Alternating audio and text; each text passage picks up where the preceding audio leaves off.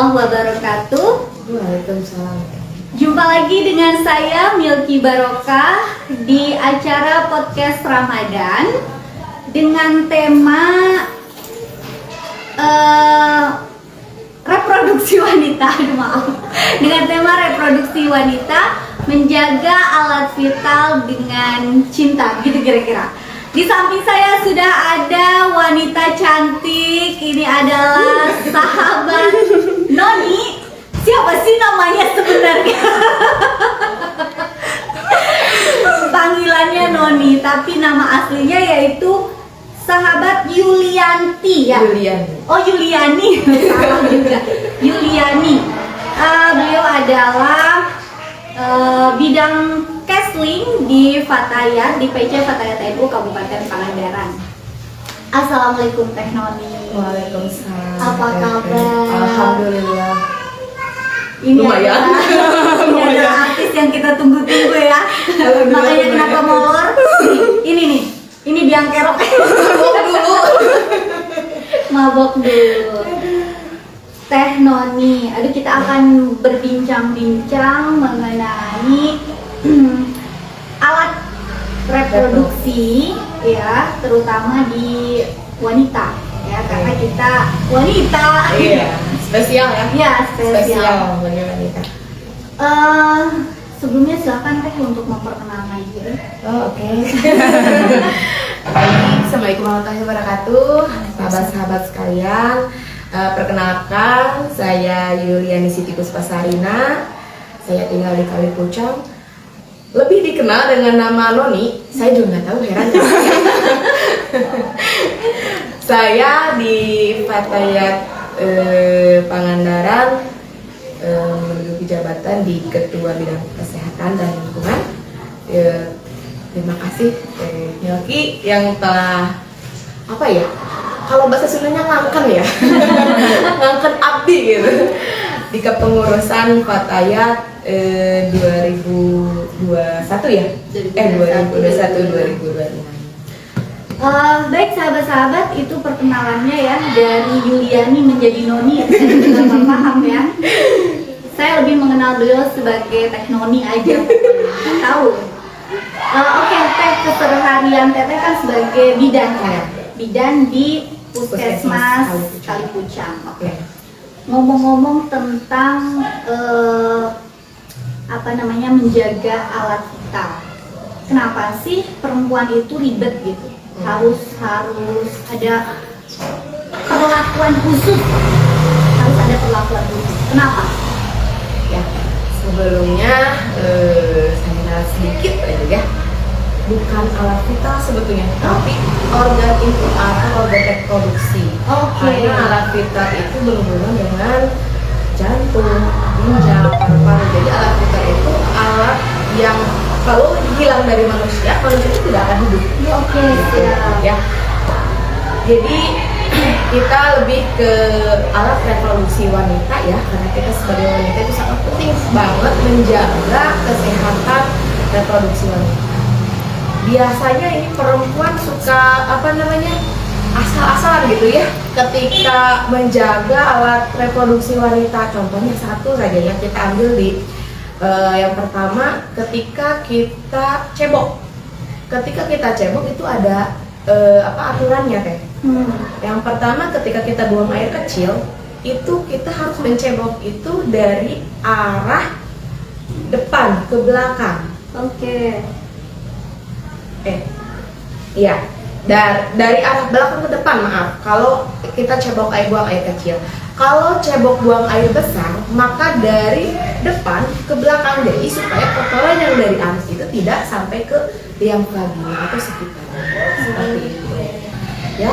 Terus yang kedua, ketika keadaan alat reproduksi wanita itu lembab, itu harus selalu kering. Kenapa? Karena itu akan merubah pH di daerah reproduksinya. Gitu. Jadi ketika kita udah cebok, udah BAK atau BAB, itu mesti selalu kering. Kita harus mengelap itu pakai handuk kecil atau tisu kering yang tidak wangi gitu ya. Nah, jadi caranya juga jangan asal gesruk gitu, nggak boleh. Karena kita harus penuh dengan cinta. Jadi tepuk dengan pelan-pelan. Ditap-tap gitu ya. Bagaikan kita kalau bermake up. Bener-bener Betul. ditap-tap ya Tap-tap Allah. seperti itu. Pakai handuk kecil kering dan itu harus terpisah loh dari handuk badan sama handuk muka. Gitu. Jadi jangan kan biasanya kita ya handuk badan semua dari atas sampai ke bawah. Itu sebetulnya nggak boleh kalau misalkan untuk daerah alat reproduksi itu harus khusus karena takutnya nanti bakteri yang ada di sekitar badan atau ini bisa masuk ke daerah vagina tersebut. Oke. Itu kenapa apa namanya perawatan? Betul. Perawatan itu luar. Perawatan luar. Terus ada lagi teh yang ketiga ketika menstruasi ya. Ketika menstruasi biasanya ganti pembalut itu kadang ada cuma yang 2 kali. Padahal idealnya untuk pengganti pembalut itu dari 3 sampai 4 jam sekali itu harus ganti. Meskipun di pembalutnya itu keadaannya bersih, nggak ada darah. Oke. Kenapa? Karena dari pembalut itu jadi ada lembab gitu ya. Kalau lebih dari 4 jam itu keadaan pembalut itu akan lembab. Justru ketika lembab di situ nanti di situ malah tumbuh bakteri, bakteri jamur di situ malah tumbuh. Jadi bukan malah sehat ya. Terus juga tips pemilihan pembalut itu jangan pilih pembalut yang wangi. Oke. Tapi pembalutnya yang standar ya, yang nggak ada wanginya gitu. Itu karena ketika wangi itu juga akan merusak pH di daerah vagina. Kirain kalau yang wangi-wangi terus yang ada minyak gitu Iya. kan itu menyehatkan. Kecuali bahannya herbal. Oh, bahannya Iya. herbal. Kita juga harus pinter-pinter pilih ya. Oke. Untungnya saya memang terbiasa gitu ya. Iya. Kalau lagi menstruasi saya terbiasa setiap habis kencing saya ganti Ya, karena nggak memang nyaman. wajib, betul. Nggak nyaman. Betul. Jadi itu bagus ya. Bagus. Kadang memang memang. boros sih. Iya, memang boros, tapi memang itu ya harusnya seperti itu. Oke.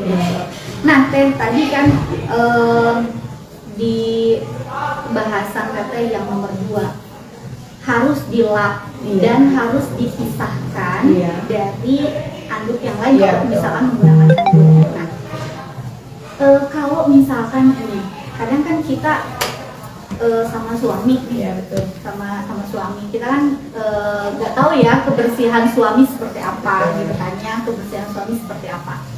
Nah, itu bisa nggak sih menular? Misalkan suami lagi gatal gitu ya, lagi gatal. Nah, terus kita melakukan hubungan suami istri. Apakah itu akan menular atau enggak sih? Gatalnya gatal seperti apa teh? Kan kalau misalkan lembab kayak gitu kan biasanya timbul jamur ya, Iya. jamur terus jadi gatal di bagian selangkangan dan lain sebagainya. Nah, itu tuh nular nggak sih? Kalau jamur biasanya memang menular teh. Jadi tetap ketika kita menjaga alat kebersihan alat reproduksi bukan hanya di wanita saja sebetulnya, pria juga. Kenapa? Karena jamur itu cepat menular ketika kita dalam keadaan di sekitar daerah reproduksi prianya memang lagi seperti ada jamur seperti itu ya. Terus berhubungan sama kita itu bisa aja menular. Bisa menular Iya, dan kita karena juga akan jamur. gatal gitu Iya. ya. Jadi bukan hanya wanita saja sebetulnya yang harus menjaga alat reproduksi. Berarti Laki-laki juga wajib. meskipun memang laki-laki terkesan tidak ada bagian dalam bagian luarnya gitu ya. Ya kan? Tapi tetap harus dibersihkan. Sebetulnya kalau laki-laki itu pembersihannya cukup simpel dibanding wanita. Iya betul. Karena juga tidak ada pH yang bisa mengontrol kayak kita wanita gitu. Nah, ngomongin pH nih ya, kan saya sendiri nggak nyaman kalau misalnya nggak pakai sabun. Sabun, iya. Nah, itu sebenarnya mengganggu atau enggak sih? Kalau sabun jangan terlalu sering sebetulnya. Kalau terlalu sering justru bisa mengganggu pH, karena pH di organ reproduksi wanita itu di 3,5 sampai 4,5. Nah Lihat itu aja tuh sampulnya. kalau keganggu tuh akibatnya apa? Akibatnya justru ketika pH itu akan terganggu, maka bakteri yang baiknya yang ada di daerah vagina itu akan akan kalah sama bakteri jahatnya gitu. Jadi makanya timbullah bakteri vaginalis gitu ya, kayak misalkan ada keputihan, terus kadang suka berbau, itu biasanya dari situ karena pH di daerah sekitar itu terganggu. Berarti minimal ada penggunaan minimal nggak gitu? Minimal seminggu berapa kali atau kalau nggak seminggu boleh? 2 kali, terus seminggu 2 kali juga cukup sebetulnya. Seminggu 2 kali. Kalau saya setiap hari ini bagaimana? Sebetulnya jangan keseringan sih Teh. Kalau misalkan untuk penggunaan sabun sirih yang kayak gitu, kalau misalnya kita nggak gatal atau nggak gimana, nggak usah sebetulnya. Oh gitu. Kalau daerah vagina itu cukup dicebok aja pakai air. Oh, Tuh. cebok pakai air? Iya, Air biasa? Biasa aja. Oh, oke. Air yang terlalu panas juga nggak boleh. Iya. Biasanya kalau main pakai air hangat ya Iya, dicemokin pas panas-panas ya, iya. itu nggak boleh sebetulnya. Oh. Tetap harus pakai yang dingin kalau cebok. Oke, berarti kita harus menjaga pH ya, iya. supaya tetap balance, Mm-mm. sehingga bakteri baik yang ada di Iya, vagina tidak kita tuh kalah. tidak kalah dengan bakteri yang dari luar ya, dari yang jahat. Oke, selanjutnya Teh. Nah, kalau misalkan pasca melahirkan ya, Teh, Mm-mm. itu kan kita nifas ya. Mm-mm. Lama sekali kan, bisa sampai 40 hari, bahkan ada yang 40 lebih hari, kan ya. Nah, itu cara membersihkannya bagaimana Teh? Cara membersihkan bisa kita tuh Supaya kan nggak, biar nggak tercium bau amis gitu ya. Nah, baik. Itu dilihat dulu si daerah vaginanya itu ada luka jahitan atau enggak. Oke. Ya, karena kalau kadang-kadang nih ya, ibu-ibu nifas yang ada luka jahitan nggak ke dalam. Oke. Boleh pakai sabun dicuci itu si luka jahitannya yang bagian luar, tapi ya nggak bagian dalam, karena kadang si jahitan itu kan ini ke dalam Yang ya. ke dalam. Itu terus dibersihkan ya. Terus terus kalau cara menjaganya sama aja Teh tadi, seperti yang biasa. Jadi kita ketika cebok, ketika kencing ya, maka dia akan membasuhnya dari Belakang ke depan. Oke. ya, kalau misalkan BAB dari depan ke belakang gitu. Terus, sama aja. Kalau penggunaan daun sirih, Ditemplokin. iya ditemplokin, itu bagaimana? Kalau menurut kesehatan sih itu nggak terlalu ini ya, Berpengaruh. nggak berpengaruh. Oke. Justru kalau misalkan si daun sirihnya itu suka ada ya daun sirih, tapi kalau misalkan dia menjamin disucinya bersih, nggak apa-apa sih. Oh, Tapi gitu. kalau misalkan kita ragu dengan kebersihan, itu justru kita malah memasukkan bakteri dong ke dalam. Kalau direbus, Daun sirihnya, iya, tapi daun rebusan sirih, daun sirih. iya. Kalau rebusan daun sirih lebih bagus malah kalau yang alami dibanding dengan Dibanding dengan sabun sabun, sirih iya, oh, yang iya. buatan, karena itu juga ada bahan Kimia ya. Iya, betul. Oke, berarti kalau untuk yang nifas pun sama, pembersihannya seperti kita hari-hari biasa aja gitu ya. Tapi mungkin lebih hati-hati karena ada bekas luka jahitan gitu. Nah Teh, kalau misalkan gini, setelah haid ya, kan ada yang suka ada di akhir, misalkan di awal sampai hari pertama sampai hari keempat itu banyak. Banyak. Nah terus hari berikutnya 5, 6, 7 misalkan itu udah agak kecoklatan dan lain sebagainya. Nah suka ada orang yang setelah 5 hari ke sana itu gatel. Nah, gatel di bagian vagina Iya. gitu ya, karena Di mungkin pinggirnya, sisa-sisa. iya. Nah itu bagaimana Teh dan kenapa gitu? Kalau misalkan ada gatal gitu, sebetulnya alamiah sih itu. Alamiah? Karena apa ya? Jadi ada, kalau misalkan sih jadi sisa darah yang kayak gitu. Iya. Jadi dia keluar di akhir. Kayak masa nifas aja. Kalau udah kalau kata orang kampung mah udah pas darah putih ya. Oh iya. Nah, pas darah putih tuh suka gatal. Itu nggak apa-apa. Nggak Itu apa-apa. wajar. Wajar. Oh. Soalnya saya pernah stres. Iya. Saya stres. Kalau yang baru pasti iya. Iya. Itu nggak apa-apa sih, yang penting kebersihan yang vaginanya tadi tetap dijaga. Gitu. Asalkan tetap dijaga itu. Berarti nggak ada obat khusus misalkan supaya jangan gatel gitu di bagian vagina kalau misalkan setelah hampir-hampir mau habis ya masa haidnya gitu. Kalau obat gatal sebetulnya itu harus dikonsultasikan dulu sih. Oh, gitu. Jadi gatalnya itu seperti apa? Karena kadang gatal itu dilihat dulu gatalnya dulu seperti apa. Apakah memang keluar cairannya seperti apa, itu harus dilihat dulu dan harus dikonsultasikan, dijelaskan. Tapi kan kalau misalkan gatal akibat dari adanya apa namanya keputihan, gitu kan, keputihan yang berwarna hijau dan lain sebagainya. Ini nggak ada, tapi pure karena habis haid gitu, lagi di akhir-akhir lah gitu kan, itu bikin jengkel ya, bikin jengkel dong gitu kan ya. Kayaknya gimana gitu, baiknya itu dibiarkan saja gitu ya, tidak usah mengkonsumsi obat atau sebetulnya sih nggak usah diperlu obat ya kalau seperti itu. Paling pakai Pantelinus yang herbal aja, itu kan lumayan ada amat, cuma kan bahannya herbal. Panteliner ya. Jadi nggak akan mengganggu pH yang ada di sini. Oh, oke. Terus teh, ini udah ada pertanyaan belum? Saya. Ya silakan. Gimana teh ratus tuh? Gimana? Ratus vagina. Oh iya, Ratus tuh vagina. gimana? Oke, ratus vagina ya.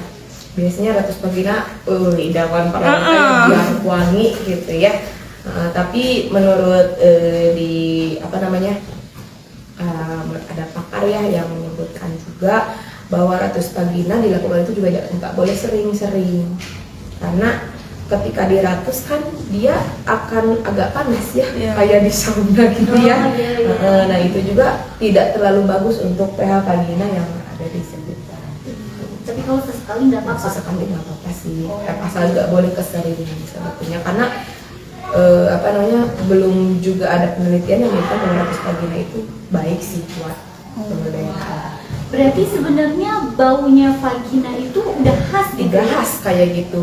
Oh, udah khas kayak gitu. Iya, khas. Jadi gimana ya? Meskipun diwangi-wangi, tetap saja balik lagi ke situ. Oh iya. Iya. Nah, kalau misalkan baunya khasnya itu hilang atau malah baunya busuk, berarti itu pH-nya yang berubah. Oh. Iya. Justru bau yang khas itu adalah yang baik. Yang baik. Oh, masya Allah. Karena khasnya ya gitulah. Aduh. Ya, para suami. Para suami jangan menuntut untuk wangi ya. Karena untuk wangi itu ya halo, tidak bisa. Karena itu sudah kodratnya dari sana. Oh, oke. Baik Teteh, sambil menunggu pertanyaan yang lain gitu ya. Tadi sebenarnya Teh, kalau untuk vagina itu sendiri ya, ini kalau misalkan ya ada pertanyaan menggelitik sebenarnya. Jadi kalau misalkan ibu yang melahirkan secara sesar gitu ya, itu berarti masih bagus gitu lah ya vaginanya gitu kan, masih bagus vaginanya. Kalau misalkan yang normal berarti itu udah istilahnya udah berubah lah bentuknya. Apakah memang betul berubah bentuk atau kembali ke bentuk yang semula sih? Sebetulnya bukan berubah bentuk ya, tapi keelastisannya akan berbeda gitu aja. Oh gitu. Kalau bentuk masih sama ya. Kalau bentuk masih sama, mungkin keelastisan si vaginanya itu yang akan berubah. Jadi kalau misalkan yang lahir secara normal, karena dia udah dilewatin kepala, apa namanya, dia elastis banget gitu si daerah vaginanya. Itu bisa juga dirapetin gitu ya, kalau misalnya dengan senam kegel itu bisa. Oh iya kayak gitu. Ya, dengan senam kegel. Katanya pernah loh diajarin senam kegel. Harus nih. Senam kegel itu. Senam kegel sambil duduk kayak gini bisa loh. Ini lagi senam kegel gini. Oh. Tinggal di kelompok, bukan. Tapi itu sangat berpengaruh ya. Iya, iya. Sangat berpengaruh itu pada proses persalinan juga sangat berpengaruh teh. Itu bisa melenturkan otot perineum. Jadi bisa meminimalisir untuk robekan di jalan lahir. Oh, Kalau iya. misalkan selama pas hamilnya dia kegel. Karena kan kalau misalkan kita nih punya anak, Heeh. terus lama tidak melahirkan nih ya, kadang lupa lagi ya, Iya, buat betul. ngeden tuh lupa. Betul. Jadi robek lagi. Iya, paling minimalisir dari senam kegel, senam hamil itu wajib sih. Sekarang banyak ya paduannya di YouTube atau di buku gitu. Oke, boleh kan sekali-kali Teh Noni mengajarkan kita senam kegel? Boleh. Wah, betul. Pertanyaan khusus senam kegel biar suami-suaminya makin Makin greget. gitu ya. Iya betul. Nah Teh, kalau untuk anak memberitahukan kepada anak, kadang nih orang tua ya, kita sahabat-sahabat tentunya yang ada di rumah bingung juga kan ngasih tahu sama anak. Jangan salah, usia menstruasi anak zaman sekarang itu Dari SD. SD Iya, betul. SD kelas 4 Betul. sudah haid gitu ya. Kalau zaman kita dulu mungkin masih SMP, 1, 2, 3 ya. gitu ya, belum banyak. Tapi sekarang udah banyak banget. Nah ini masih taunya Teh gimana gitu? Anak kan belum paham ya gitu. Ini kan termasuknya berarti sex education Iya, ya kan kepada betul. anak. Nah ini bagaimana gitu? Oke. Untuk cara ngasih tahu ke anak, dan kalau misalkan kita cara ngasih tahu ya tentang kayak alat reproduksi itu nggak boleh ditabu-tabuin. Kadang Oh, suka iya. tabu itu nggak boleh. Kalau reproduksi ya ketika dikasih tahu ya dikasih tahu.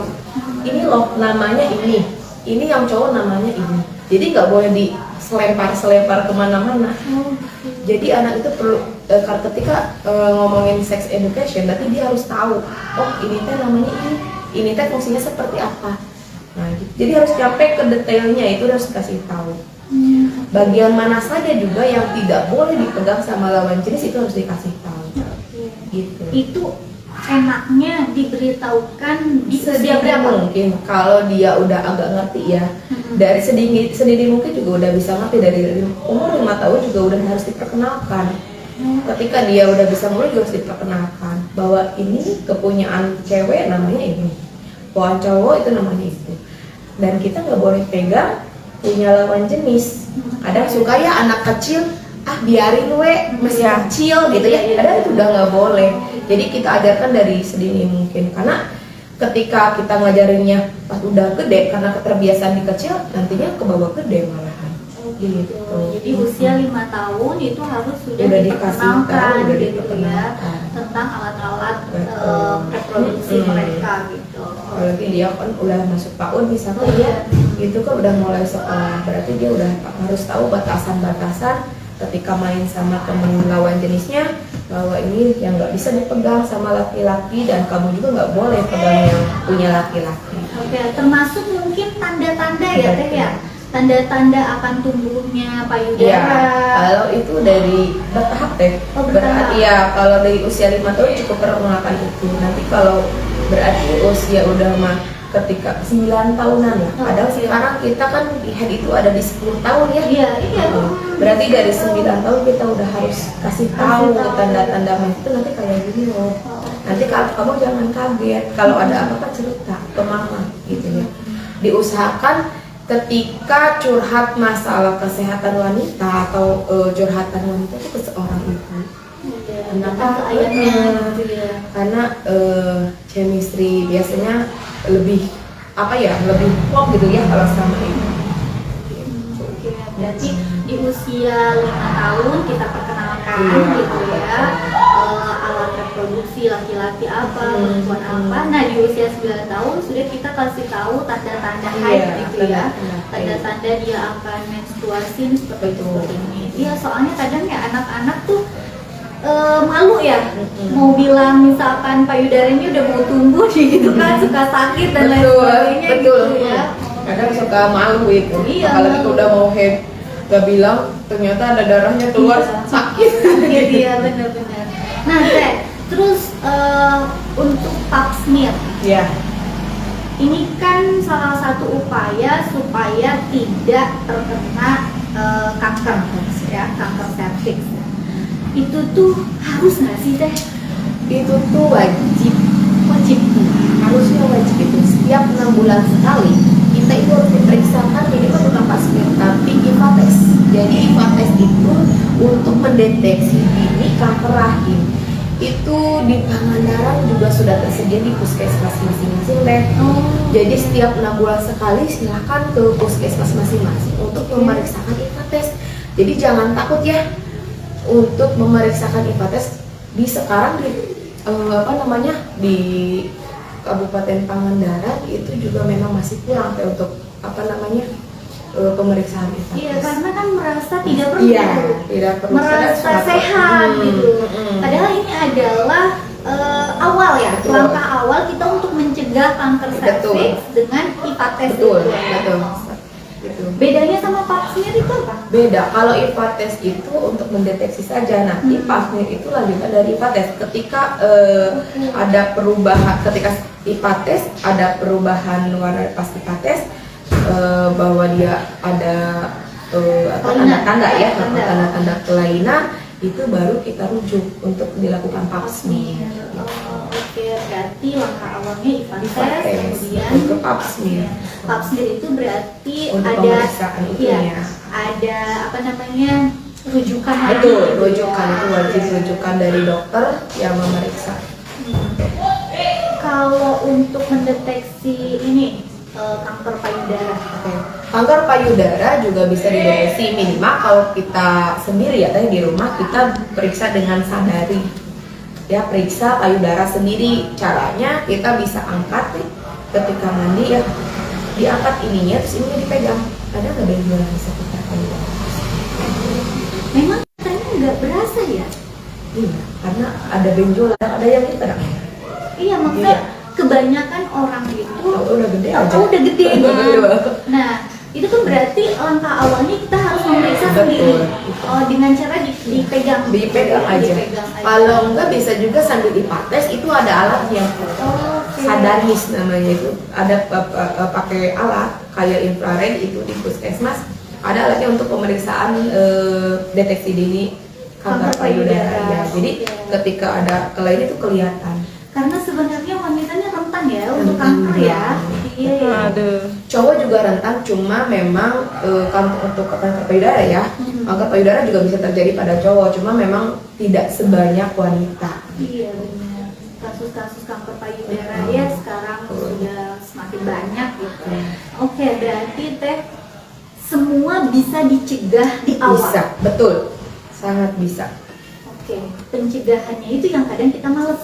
Itu padahal nggak perlu biaya sebetulnya. Oke, berarti Gratis, oh gratis. betul, IVA tes gratis. gratis loh. Tes gratis, teman-teman Oke. semua di puskesmas, silakan kunjungi puskesmas yang terdekat. IVA tes gratis, nggak perlu biaya apa-apa. Kalau yang punya KIS ya cukup pakai KIS, kalau yang Oke. nggak punya cukup pakai KTP. Itu program di Pangandaran sangat hebat banget. Udah. Iya ya, ya Allah. TOP Padahal pokoknya. gratis ya. Padahal gratis tapi Susah. kesadarannya itu yang kurang. Karena tadi Betul. karena merasa sehat. Nah itu. Nah kalau tanda-tandanya sendiri teh, Mm-mm. tanda-tanda kita terkena kanker. Hmm. Sebenarnya kanker serviks sama miom sama kista itu bedanya apa sih? Beda teh. Kalau Iya, betul. Sahabat-sahabat sih pasti bingung. Apalagi kista miom, bingung. Ya kista ya miom gitu ya. Itu gimana teh? kalau kanker serviks itu ada kanker di mulut rahimnya teh. Di mulut rahim. Jadi belum ke dalam rahim itu. Oke. Dia di mulut rahim. Aduh, gak ada gambarnya ya. Bisa lah cari di Google nanti ya bagaimana sih mulut rahim yang terkena kanker itu, ada banyak luka-luka kayak lesi-lesi seperti itu. Ya mengerikan sih kalau misalkan dilihat ya gambarnya. Lesi itu semacam barusuh Iya, ya? ya semacam putih-putih yang kayak Iya. gitulah ya, barusuh di sekitar mulut rahimnya itu. Ya. Terus kalau kista ya, kista biasanya sering ya di di itu sama cewek. Iya. Biasanya dia akan terasa sakit teh. Oke. Terasa sakit, jadi hampir sama sih teh kalau kista sama apa namanya miom sama-sama ada yang membesar gitu, sama-sama ada yang membesar gitu kan. Cuma bedanya apa sih, kista itu dia kalau kista biasanya semua di wanita juga umurnya bakal kista, cuma dia ada yang membesar atau enggak. Oh, jadi setiap wanita sudah punya kista. Oke. Iya. Jadi bakal yang bakalnya. Kenapa dia bisa gede? Biasanya dari hormonnya atau dari pola makan yang tidak sehat. Kayak mecin yang kayak gitu itu bisa memicu untuk pertumbuhan kista. Karena memang kanker itu dari pola makan. Iya, betul. Biasanya dari itulah, sekarang kan banyak makan Sebelah. Makanan dia. Nah, makan memang enak sih ya, enak. Iya. Nggak dipungkiri enak ya. Cuma memang ya gitulah, karena banyak zat-zat kimia yang bisa memicu hal tersebut untuk tumbuh.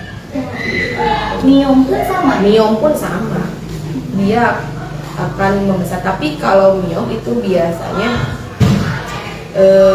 dia tidak akan tumbuh secepat kista sih. Kalau kista tumbuhnya sangat cepat. Tapi kalau miom dan kista yang sudah punya kista dan miom itu bisa punya anak nggak sih? Kalau miom sama kista ada, itu masih bisa punya anak sih. Cuma tetap ketika orang tersebut sudah dijudge dia punya miom sama kista, maka kehamilan itu harus betul-betul terpantau oleh dokter kandungan. Oh, tapi bukan berarti nggak bakalan punya anak. Iya, bukan berarti nggak bakalan punya anak. Oke. Jadi ketika hamil pun si kista atau miom itu 50-50 teh. Oh, iya. Jadi dia bisa mengecil atau malah bisa membesar. Gitu. Kalau misalkan ketika hamil dia misalkan si kista atau miomnya yang kecil, maka si bayinya Yang membesar. Tapi kalau misalkan si kistanya yang malah membesar atau lebih besar, maka si bayinya biasanya makanya harus diperiksa dulu. Itu bisa dibuang atau bagaimana cara menghilangkannya? Cara menghilangkannya harus dilihat dulu, harus diperiksa dulu. Kalau misalkan kista atau miom itu harus diperiksakan dulu. Apakah itu bisa hanya diobatin saja atau memang harus melalui jalur operasi. Dilihat dulu tingkat Besar besar kecilnya. kecilnya, iya betul.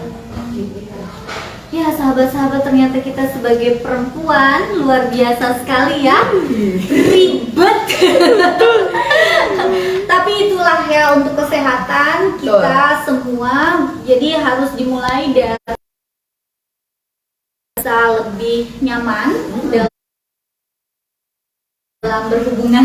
Betul. Suami istri, kita juga lebih sehat. Betul. Makanya harus diperiksakan dulu. Katanya gratis di puskesmas Gratis. masing-masing dengan nama itunya IFA-tes ya. IFA-tes, Dengan betul. IFA-tes itu akan memeriksakan kanker serviks sejak dini gitu ya. Nah, baik sahabat-sahabat, ada yang sudah ini memberikan pertanyaan atau tidak? Kalau tidak ada berarti Sudah terjawab semua.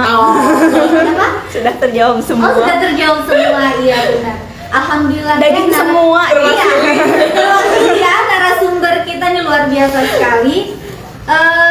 Baik sahabat-sahabat, karena sudah waktunya kita untuk berpisah, ya betul.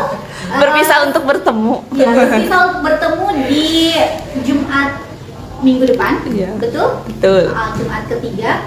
Baik, saya akan memberikan kesimpulan bahwa intinya adalah kita harus selalu menjaga kebersihan alat reproduksi. Bukan hanya kita wanita, tapi kita juga harus mendorong para suami untuk lebih memperhatikan kebersihan alat reproduksinya supaya kita sama-sama sehat, Betul. tidak menularkan penyakit satu sama lain.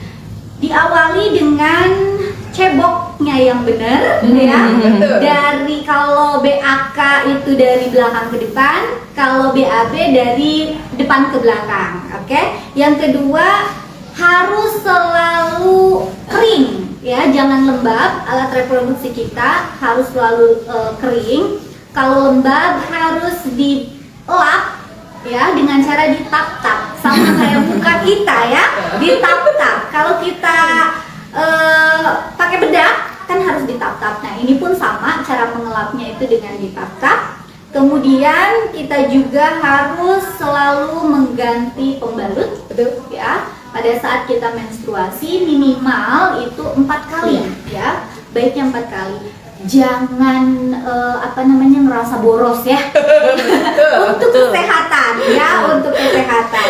Baik, selanjutnya kita juga harus melakukan pengecekan lebih dini mengenai kanker serviks dan kanker payudara. Kalau kanker serviks bisa melalui IPA test di puskesmasnya masing-masing, dan untuk mengetahui apakah kita mempunyai gejala kanker payudara bisa dilakukan sendiri dengan cara mengangkat tangan dan diraba ya, dipegang ya, dipegang apakah ada benjolan atau tidak. Nah gitu sahabat-sahabat, betapa pentingnya kita menjaga kesehatan alat reproduksi kita untuk lebih mengeratkan hubungan.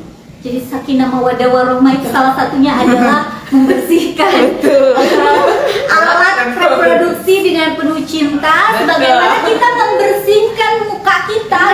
Harus sama. Iya, cantik di muka harus cantik juga di dalamnya gitu. Itu mungkin yang bisa kita persembahkan pada kesempatan kali ini. Terima kasih Teh Noni, luar biasa sekali ya sudah meluangkan waktu jauh-jauh loh dia. Jauh banget. Baik, selamat berbuka puasa. Sampai ketemu lagi di podcast Ramadan minggu depan. Assalamualaikum warahmatullahi wabarakatuh.